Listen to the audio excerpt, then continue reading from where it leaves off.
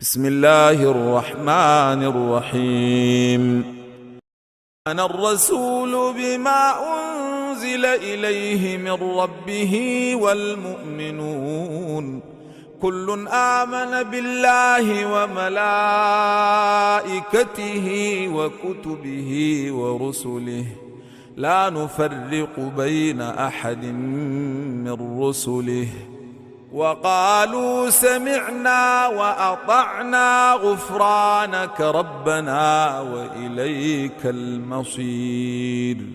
لا يكلف الله نفسا إلا وسعها لها ما كسبت وعليها ما اكتسبت ربنا لا تؤاخذنا إن نسينا أو أخطأنا ربنا ولا تحمل علينا إصرا كما حملته على الذين من قبلنا ربنا ولا تحملنا ما لا طاقة لنا به واعف